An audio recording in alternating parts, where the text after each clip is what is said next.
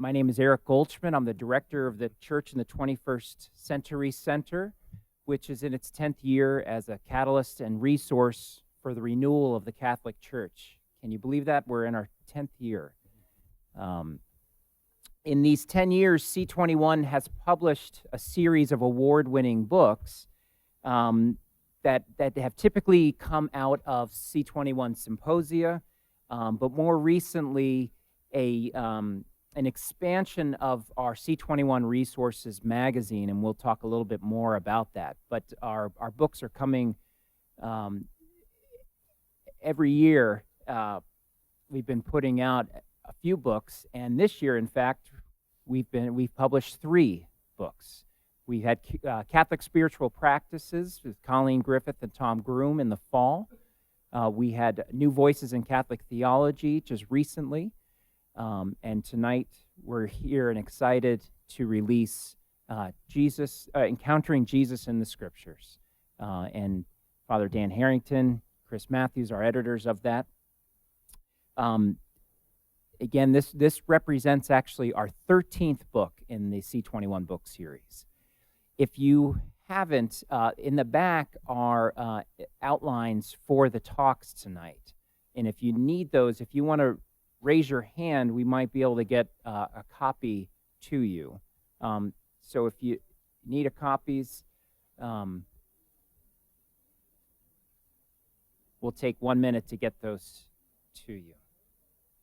To introduce our speakers tonight and to tell you a little bit more about the story of how this publication came about, I'm going to ask Sir Robert Newton to talk to us a little bit. And Bob Newton is my predecessor as the director of the C21 Center, and he's a special assistant to the president of Boston College.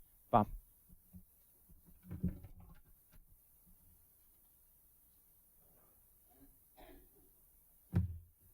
If you can't hear me, then I suggest you indicate that maybe by raising your hand. I am not going to recount the evidence to prove to you that our 2 author and speakers tonight are smart, well-educated, and accomplished. Rather, I'd like you to tell the story of how we got started with this volume. First, I'd like to say that when the bicentennial history of Boston College, we're writing the sesquicentennial history at the moment. When the bicentennial history is written in 50 years, one of the things that will be indicated as most important as a great initiative that took place in recent years is the establishment of the School of Theology and Ministry at Boston College by bringing together, reaffiliating Weston Jesuit and the Boston College Institute for Religious Education and Pastoral Ministry. It's been an enormous boon to the church in the 21st century to have this treasure trove of theological experts right here on our campus, both not only proximate but also available. And the 6 of the last 8 issues of C21 Resources have been edited by members of the School of Theology and Ministry faculty. But the pioneers from the school are here tonight. The individuals who were the first from Weston Jesuit at that time to act as guest editors.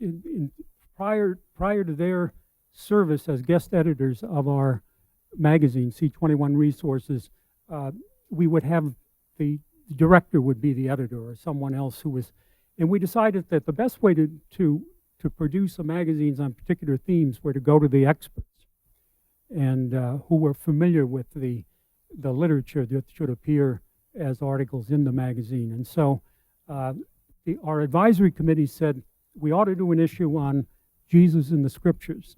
And so whom should we turn to get an idea of who might be the guest editor? So John McGinty and I called up Dan Harrington, and we said, we'd like to take you to lunch Yeah, we didn't tell him it would. He would carry with it a price. And I think we went to the Sheraton Commander. Is that correct? In Cambridge. And I remember Dan had the clam chowder. And anyway, we said to him, well, here's what we're looking for in C21 resources. We need your suggestion about who might be an editor, and here are the help we give, and here are the deadlines that we would have to impose. And then finally we came to the critical question, whom would you recommend to be the editor, the guest editor of this issue? And Dan paused for a moment, and he said, Chris and I could do it.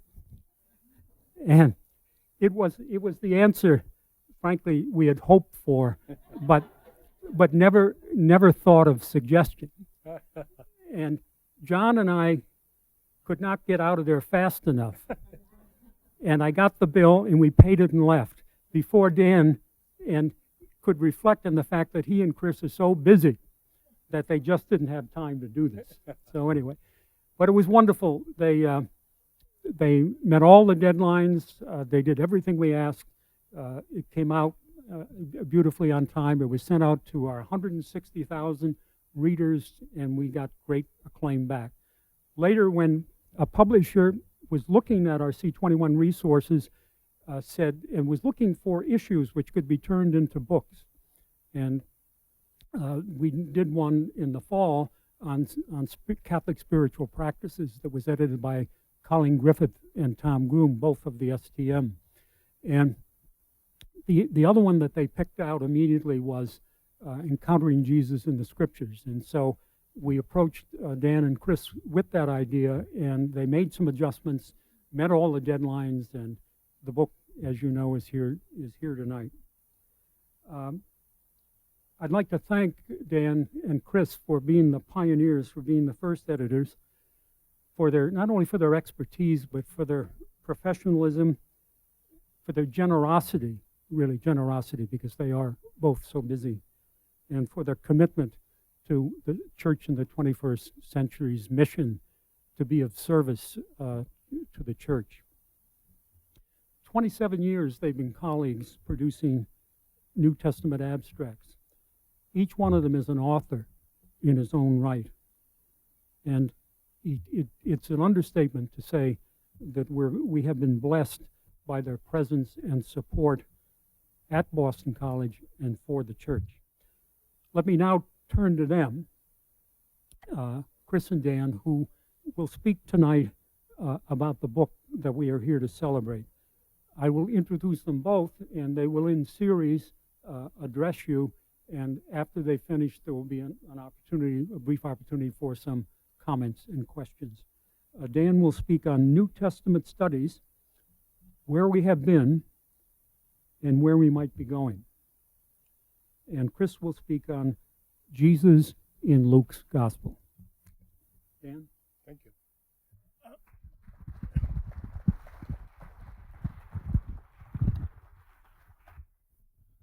I've been having some health problems recently, so I'm going to speak sitting down. Perhaps using the microphone this way will help. Can everybody hear me? Okay. It's an honor to be part of this association and to see so many familiar faces here this evening.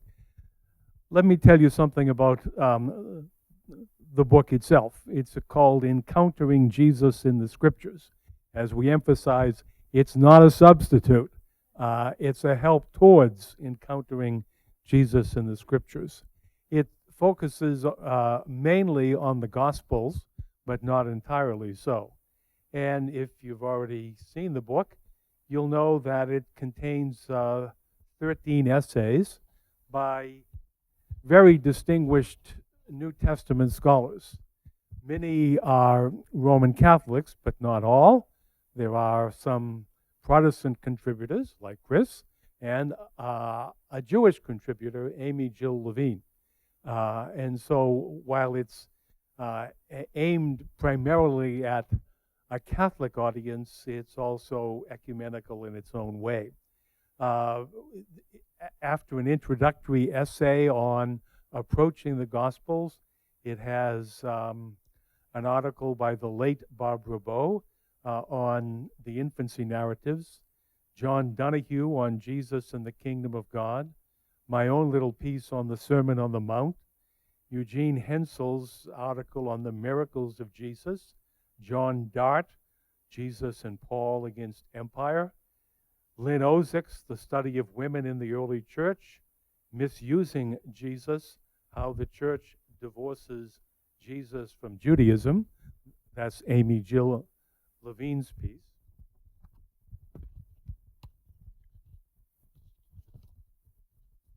Eugene Fisher, The Bible, the Jews, and the Passion.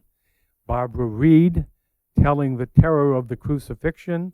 The Empty Tomb, Gerald O'Collins.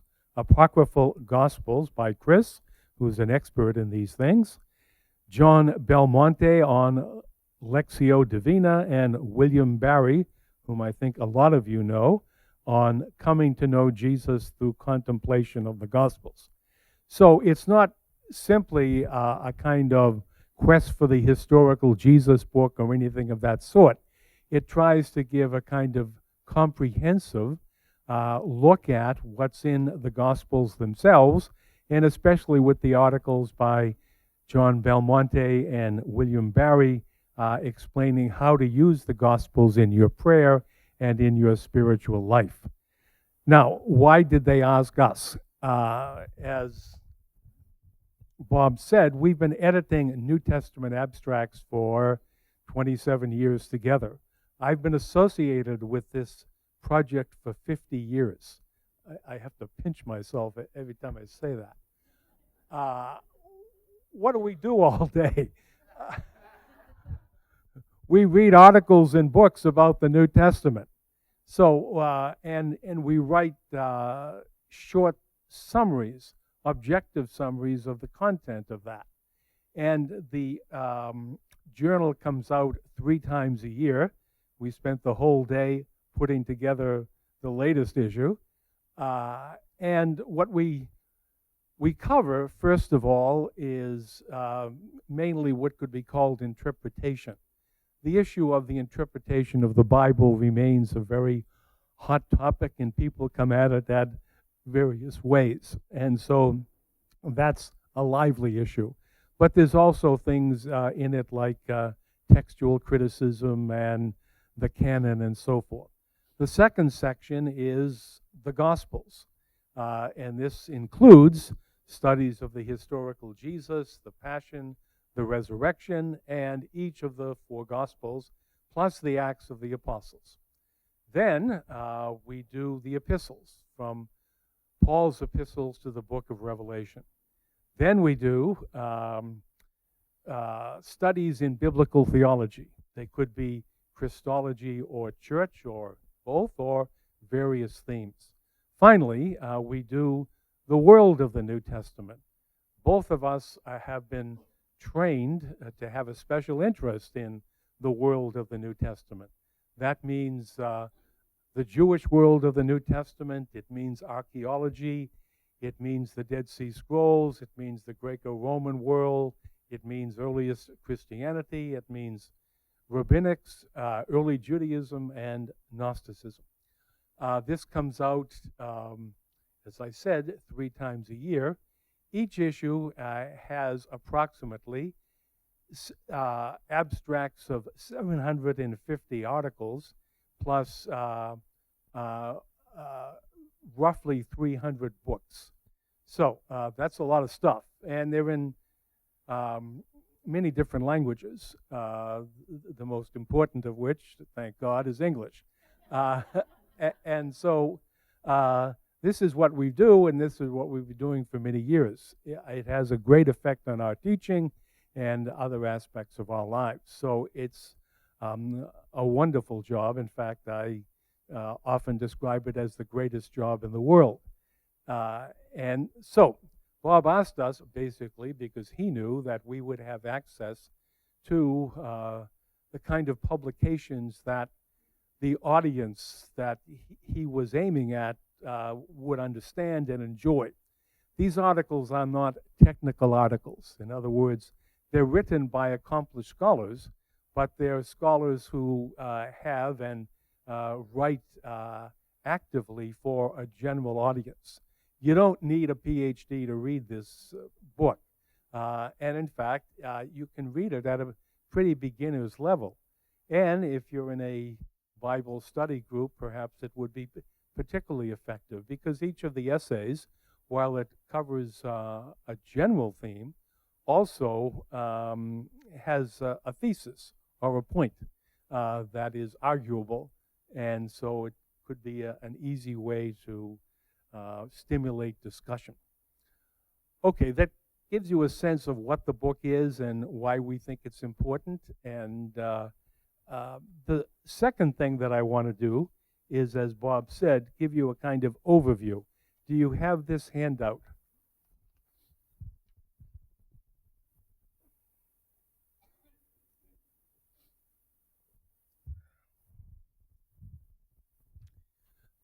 What I'm going to do is something that's outrageous. I'm going to survey scholarship on the New Testament over the past 50 years. And our strategy is this. I want to do something gigantic, and Chris is going to do something more particular. He's going to look at the portrait of Jesus in Luke's gospel and what it means. What I want to do is to point out to you some important developments in the study of the New Testament. You can find all of this stuff in New Testament abstracts, and you can at least get a glimpse of it in the book, Encountering Jesus in the Scriptures. So these are 7 points that I think people like yourselves ought to know about the study of Scripture. And what I'll do is for each of them, obviously I can't spend a lot of time on any one of them, for each of them I'll make a few points, but then at the end, as you'll see on the handout, there's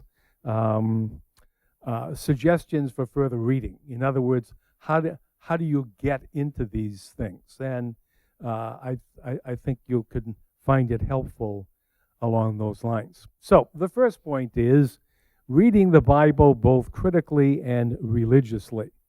One of the great achievements since the Second Vatican Council, in fact it started before, was the Church's endorsement of the historical critical method, while at the same time insisting that Scripture has to be read both historically and spiritually.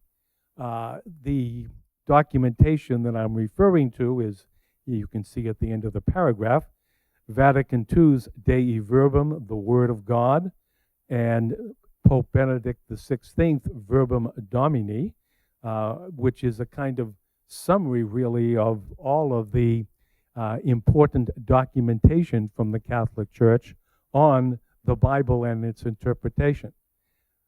In my opinion, and maybe I'm biased, but the official documentation that has come out of Rome on the Bible and its interpretation is outstanding. And many of our Protestant and Jewish brothers and sisters look to it as sort of a guide. So, lucky us. This is, at the same time, there's been a burst of new methods of interpretation.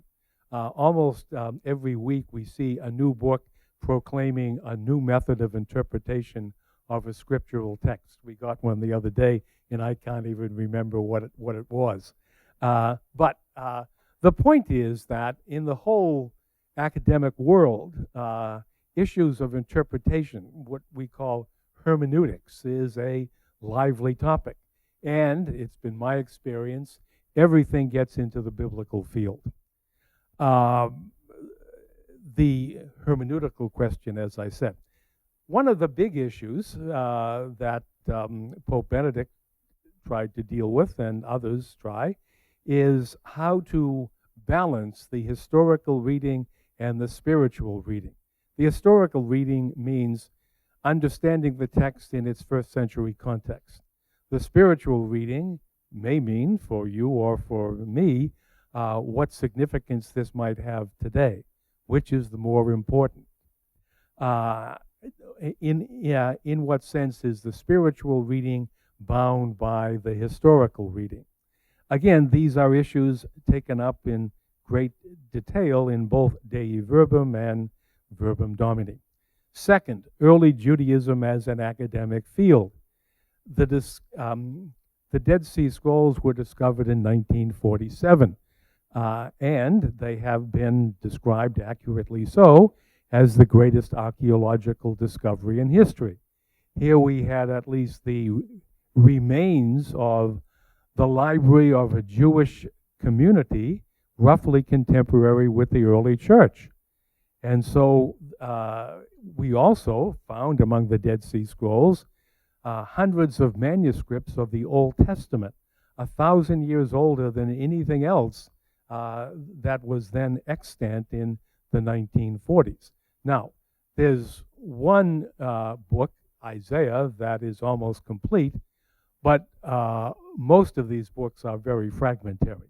At any rate, the discovery of the Dead Sea Scrolls, the discovery of the Old Testament text there, the sectarian texts that seem to reflect the life of the Jewish community there, revived the study of what's called Second Temple Judaism, that is from the 6th century BC to the 1st century AD. People also began to think about the relationship between the Greek world and the Jewish world. And in some respects, they were different, but in a lot of respects, they were pretty much the same. In other words, 1st century Judaism was a subset of the Greco-Roman world. Now, if you want to read up about all of this, the Erdman's Dictionary of Early Judaism gives you everything you need to know. However, the big question here is unity and diversity. Should we speak of Judaisms in the 1st century, or is there some kind of normative Judaism or anything like it? Again, we can't chase this one down. Number 3, the third quest of the historical Jesus. You've been exposed ever since the Da Vinci Code and all these other things before it to what is at least described as scholarship on the historical Jesus. The more serious stuff, at least most of the stuff is serious, that we handle in New Testament abstracts is asking real historical questions. The great achievement, I think, of this third quest is placing Jesus in his original Jewish context. Jesus is not the outsider. Jesus is not entirely different from all the Jews of his time. So it's Jesus within Judaism, not Jesus outside of Judaism. There's been a great attempt to try to figure out what words, for example, in the Synoptic Gospels can we attribute with great confidence to the historical Jesus. John P. Meyer, on your handout, a Monsignor, by the way, of the Archdiocese of New York, who teaches at Notre Dame, is now working on Volume 5. And he's applying all these criteria to sayings of Jesus in the Gospels. A very fine Jesus book that's just appeared, which I would highly recommend, is by Gerhard Lofink, Jesus of Nazareth, What He Wanted, Who He Was. Number 4, perennial problems with the Gospels and Acts. It's clear that Matthew, Mark, and Luke are closely related. But what's the relationship? Who is someone copying from whom? Or are they all independent? Or what's going on? Most people today would say that the earliest gospel is Mark. Matthew and Luke are revised and expanded versions of Mark. And most of us, I think, have to be satisfied with that. One of the great areas of interest in scholarship, and you can understand why, is the role of women in the Jesus movement. The Gospels provide abundant material for understanding the role of women. Likewise, the epistles. Paul had like a network of co-workers, and certainly there was a lot of women involved in that network. So women were prominent in the Jesus movement. Women were prominent in the Pauline mission. One of the emphases that has gone on in recent years is the distinctive character of each gospel. Each of them shares with the others the basic portrait of Jesus. They all say he's the Messiah, he's the Son of God, he's the Son of David. But each of them has a particular nuance or a particular angle with which they look at Jesus and look at discipleship and look at ethics and so on and so forth. So in a sense, it's fair to call the evangelists themselves theologians. The Johannine community, there was a great deal of interest some 20 or 30 years ago in its relationship to the local Jewish community, and particularly trying to explain how the Johannine Jewish Christians split off or were split off from the local synagogues. And that remains a very important issue in the study of John's Gospel. Finally, the issue of the Acts of the Apostles. The great issue is, to what extent is Acts history or is it theology? It's obviously both. But can you separate out, or can you say it's mainly theology or it's mainly history? That is very much a disputed question.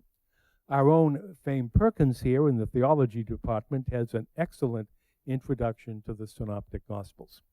New perspectives on Paul. One of the important things we've come to recognize is that Paul is not a professor. He's not a professor of theology who spends his days sitting in his office writing great books.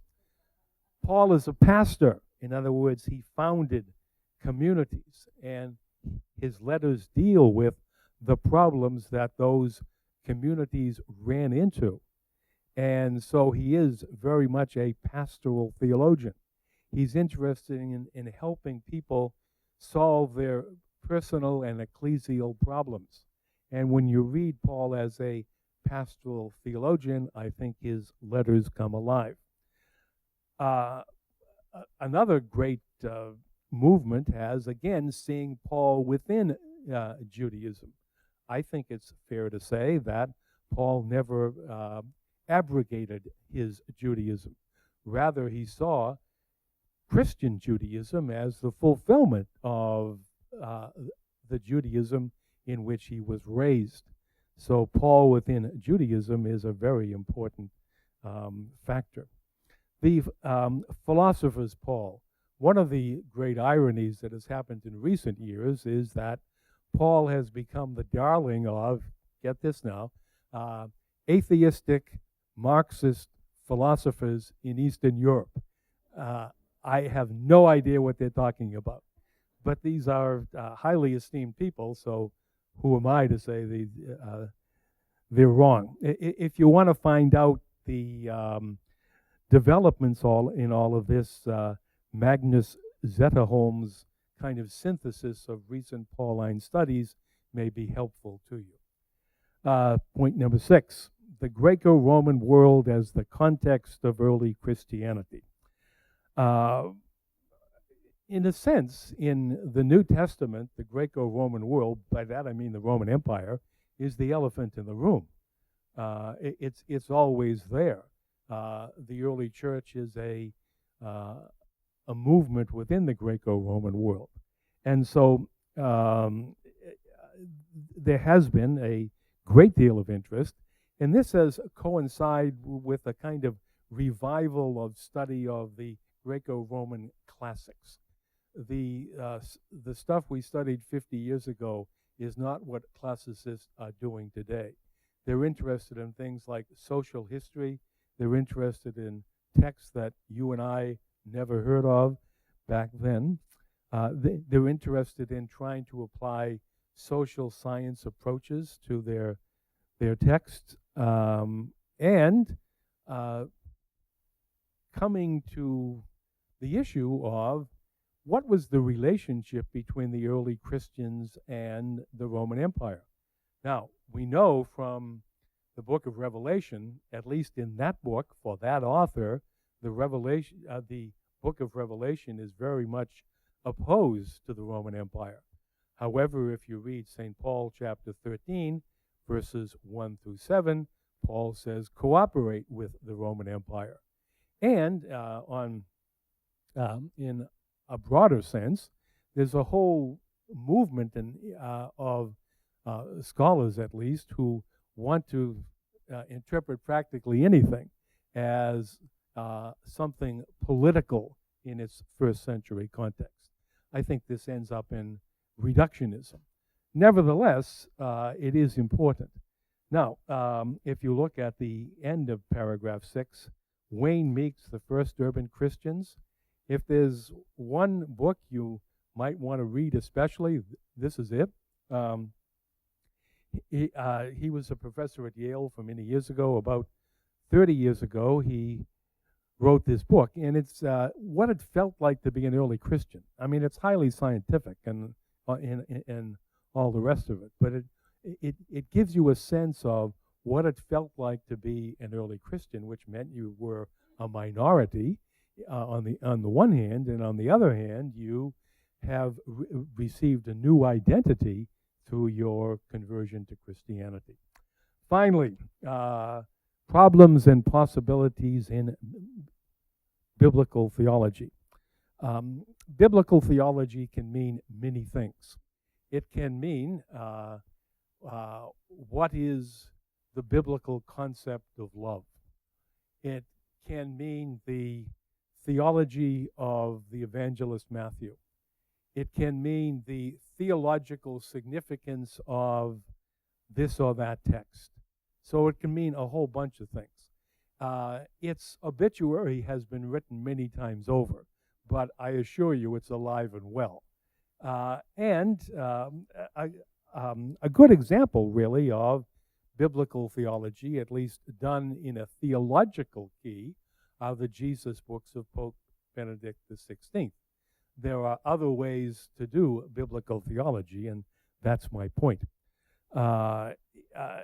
In biblical theology, then, what's the role of the canon of Scripture? Should biblical theology be regarded as descriptive or normative? And what is theological exegesis?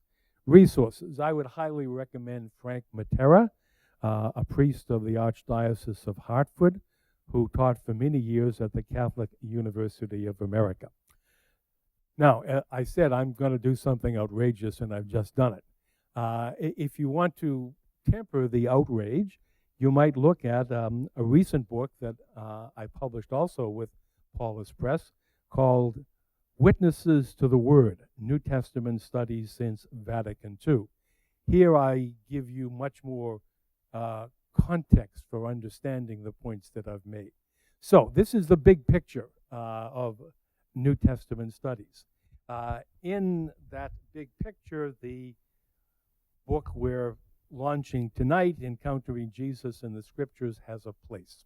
Thank you very much. Thank you.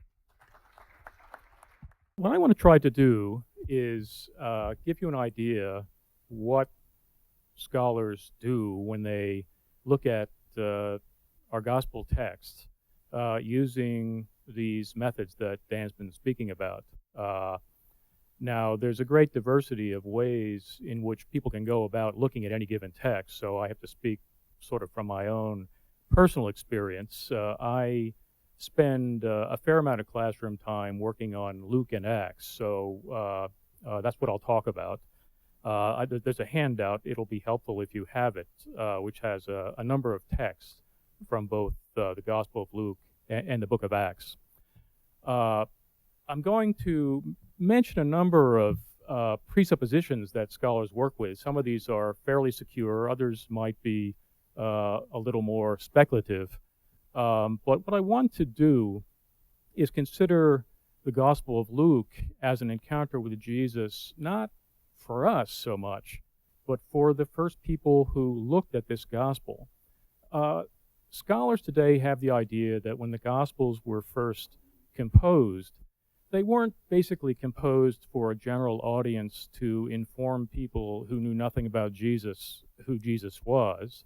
Rather, these texts were written by early Christians for other early Christians, in a sense, to deepen their understanding of who Jesus was. So when I look at the Gospel of Luke, I'm looking, in a sense, at a text that's been formulated in a particular context. And the author has formulated the traditions that come down to him, apparently for particular purposes. And what I want to try to do is show you, with this text, how we can see some of those purposes. Let me start. There are many ways one could go into this handout that I've made. I was going to start with the parallel I have, but first let me say a word about the first text I have on the sheet. This is from the prologue that Luke writes to his gospel. He's the only evangelist who writes a formal prologue telling the audience what he's going to do. And I've highlighted just one little phrase here. One of the things he wants to do is produce an orderly account. Now, I bet you would all think that means he's going to put everything in the proper chronological order, so we'll know exactly how everything happened. The problem with this is that it doesn't really match up with what he's doing. One example would be, Dan mentioned earlier that most scholars believe that Mark is the first gospel, and Matthew and Luke have a copy of Mark when they make their own gospel, so they do different things with it. One of the texts I'll mention briefly later is the segment from Luke 4. Luke uses this story of Jesus in the synagogue at Nazareth in Luke 4 to introduce the public ministry of Jesus. But if you look into Mark's gospel, this is in chapter 6. Jesus has been around for a while. How did Luke move this out of order and put it as the first thing? So that raises a question. What does he mean, orderly account? Well, there's been some very sophisticated scholarly investigation of this, again, using that Greco-Roman background, looking to see what did Greco-Roman authors do with some of the other terminology that Luke uses in his prologue. And it comes to light that an orderly account means a rhetorically persuasive account. In other words, Luke's going to put things in order so that you'll understand what's going on. He's not concerned with chronological order so much as that you get the truth of what he's talking about. So that helps. That's going to help us as I look at some of these other texts that I have on the sheet. Now let me move to Luke 7. Now, scholars have this presupposition, many of them. They work with a document we no longer have. You've probably heard of it, the so-called Q gospel, the Q source. What I have on the sheet here with Matthew and Luke would be an example of this Q source. If we were looking at a gospel synopsis, which I originally was cutting one up to try to get it on the page, and it got so complicated I just made my own. But if I had chosen the columns from the gospel synopsis, you'd also see a Markan column here, and there'd be nothing in it, because Mark doesn't have this account. So Matthew and Luke, we theorize, because there are many, many places where Matthew and Luke have material that's not in Mark, we theorize they had not only Mark, but they had this other document that we call Q. It's from the German word Quelle, it means source. But it apparently also was an early gospel that, in a sense, fell out of use because all of it got incorporated into Matthew and Luke, and people said, what do we need Q for anymore? But that's because they came later and they didn't understand it in its own context. Now, as you look at this, you see there's a big gap, seemingly, in Matthew vis-a-vis Luke. Luke has more information. So did he have a fuller copy of Q, or has he been up to something here? Has he added some material to the account? Most scholars would say, yes, that's what he did.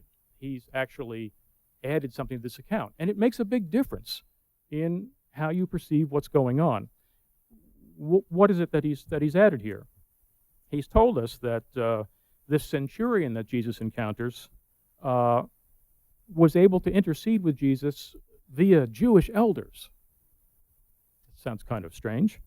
Not only that, when they get to Jesus, they say, he is worthy of having you do this for him, that is, heal his servant, for he loves our people, and he is the one who built our synagogue for us. This is very odd. You may have heard that there was a war in the year 70, and the Romans destroyed Jerusalem. We theorize Luke is written in the latter part of the 1st century, so he already knows that. He knows that history. Why on earth would he make a change like this?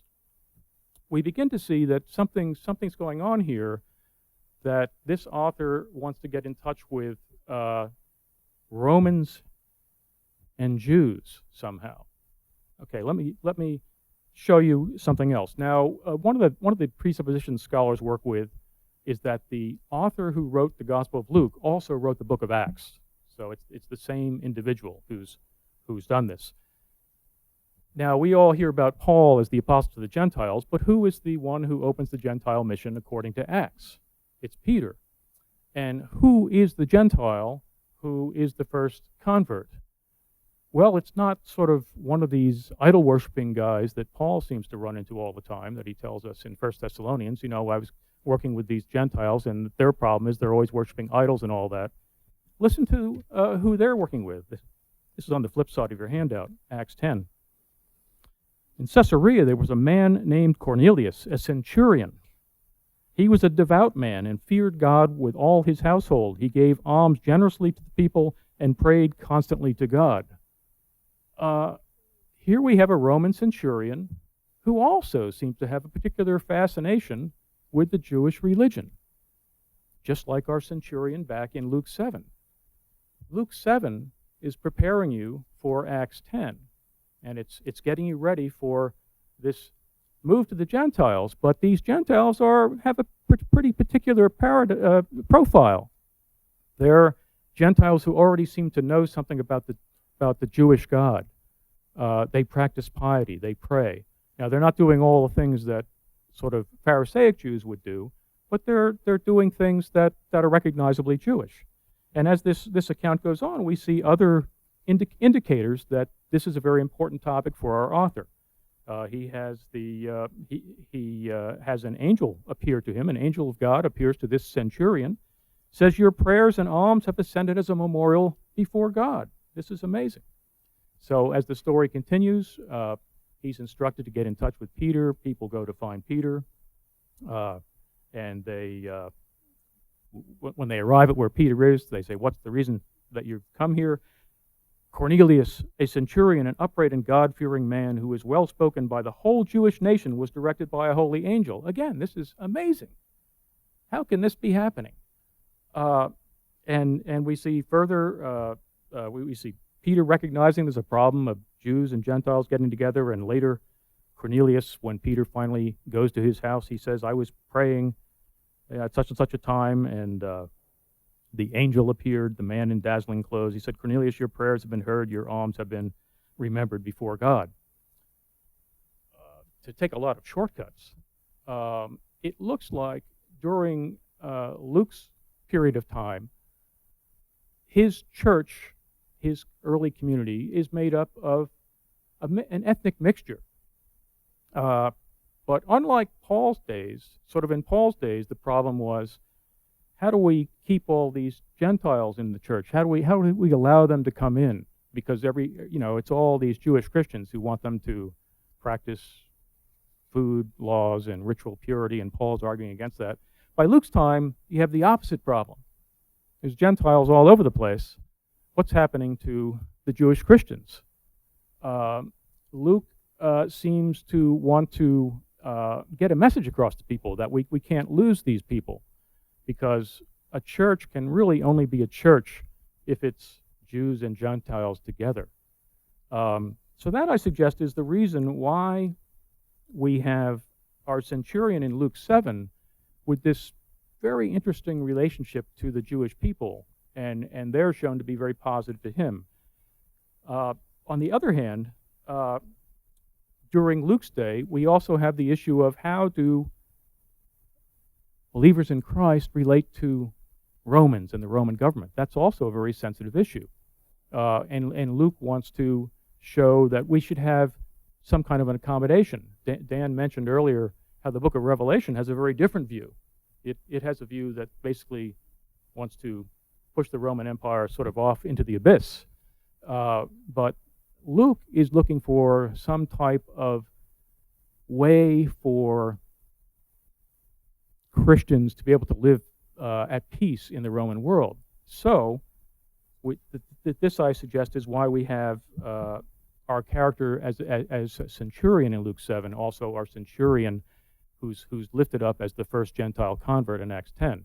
If you know more about the book of Acts, you'll know at various other places we have various Roman officials who are portrayed as taking a rather beneficent position vis-a-vis the Christians.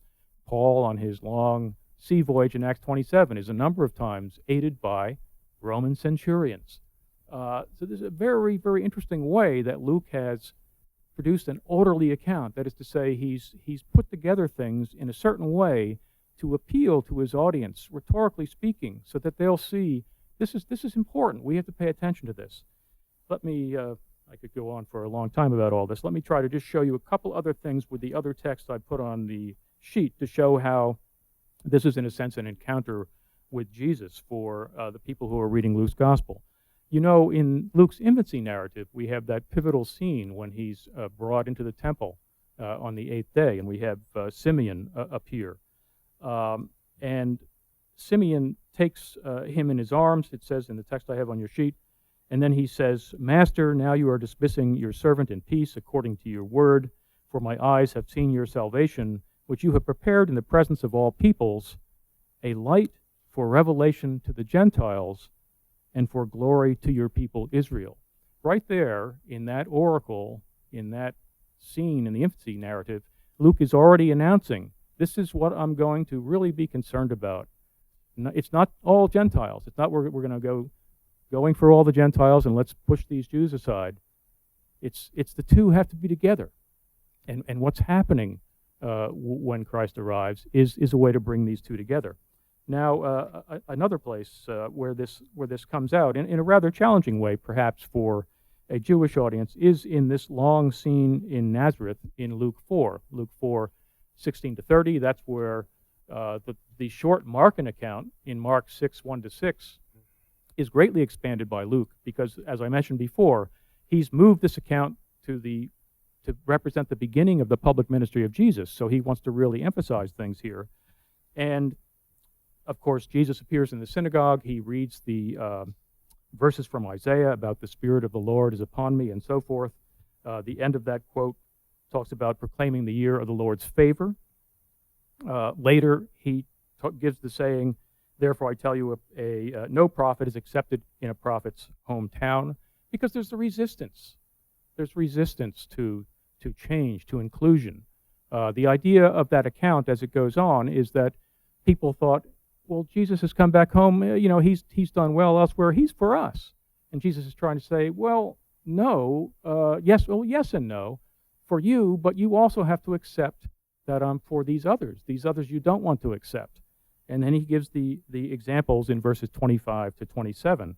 The truth is, he says, that there were many widows in Israel at the time of Elijah when the heaven was shut up for 3 years and 6 months, and there was a severe famine all over the land. Yet Elijah was sent to none of them except the widow of Zarephath in Sidon. There were also many lepers in Israel in the time of the prophet Elisha, and none of them was cleansed except Naaman the Syrian. What I think the text is trying to say is that already in the former prophets there was a view of Gentiles being part of things. Naaman the Syrian, a military commander, healed by a prophet at a distance. Our centurion, Luke 7, a military commander whose servant healed at a distance. These are not accidents, the way the narrative has been constructed. So we have a nice little resonance with this Old Testament text, involvement with Gentiles by the spokespeople of Israel. So Luke wants to tie it all together. One final thing, so I don't go on too long here. I've highlighted, you'll note in the quote in 4:18 or 4:19, favor. That word favor then in verse 24, accepted, and then up in the Acts text, Acts 10:34 to 35, acceptable. This is where Peter says, as he's speaking to Cornelius and the people around them, he says, I truly understand that God shows no partiality, but in every nation, anyone who fears him and does what is right is acceptable to him. Those three words, acceptable in Acts, favor in the Isaiah quote, accepted in verse 24, use the Greek word dektos. Not a particularly fancy word, but that's the only place in all of Luke and Acts it appears in these three places. It kind of sutures together these texts. So when Luke's audience first reads his account of the Gospel and Acts, they're encountering Jesus in a sense, in another way perhaps than they had thought of him up until that point, as someone who is encompassing both Jew and Gentile. And the author seems to want to say, and I think he does this because this was something that was very close to Paul as well, who wanted to see Jews and Gentiles together, not one to the exclusion of the other. So he formulates the text so that people can have an encounter and basically change their attitudes, be supportive of the way that he's showing them the community and a mixed ethnic community should exist. So it's very interesting then that our gospel text, which we think about and in many ways are the ways that we would encounter Jesus, from the very beginning were formulated not simply to help people encounter Jesus who didn't know him, but to help people who did know him encounter him in a sense, perhaps a more correct way. So as we as scholars study these texts, we're fascinated and amazed by the level, the intricacy of the way these texts work. And this would be one example of how you can see the gospel author using, in a sense, the tools of Greco-Roman rhetoric to formulate the biblical tradition that came down to him, sort of add his 2 cents, as it were, and produce a document that is very moving and is capable of changing attitudes. Now, I chose to talk about Luke because I know it better than the other texts, but Dan happened to mention to me that it's the year of Luke, so it seems to be apropos for that reason as well. Well, I thank you very much for your attention.